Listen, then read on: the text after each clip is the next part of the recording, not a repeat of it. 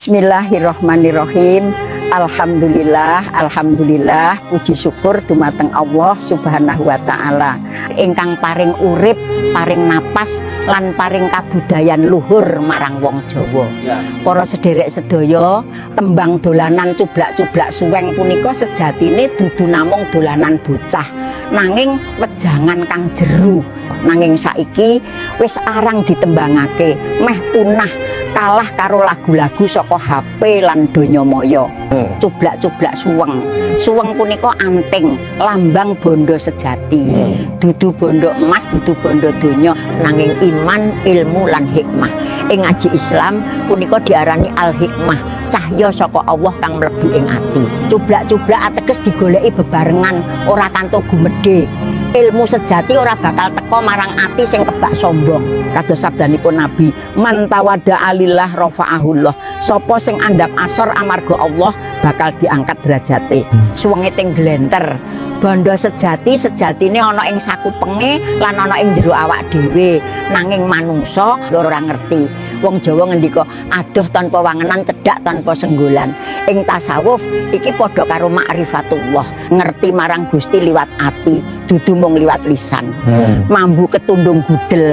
Gudel punika lambang nafsu kasar, seneng mangan turu lan kesenengan donya. Yen wong kalah karo nafsu, iman lan ilmu bakal mambu lan ketundung. Allah paring pepeling marang umate, na'an nafs la amaratun bisu. Nafsu iku asring ngajak marang Allah. Pak Empong lero-lero. Pak Empong lambang wong sepuh, wong wicaksana, wong kang wis akeh tirakat. Lera-lero ateges meneng, sabar lan ora kesusu ngomong. Wong sing wis weruh kasunyatan biasane meneng. Sapa guyu ndelikake.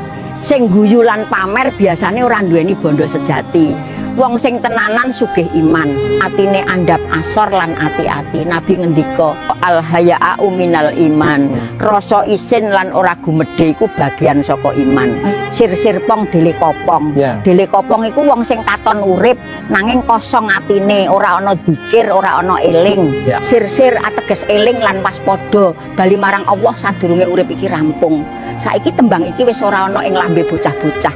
Bocah saiki apal lagu donya nanging lali tembang kang ngelingake Gusti.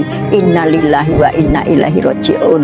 Muga Allah nguripake maneh roh kabudayan Jawa Islam lan paring taufik supaya anak putu ora mung pinter teknologi nanging uga eling lan waspada marang Gusti Allah.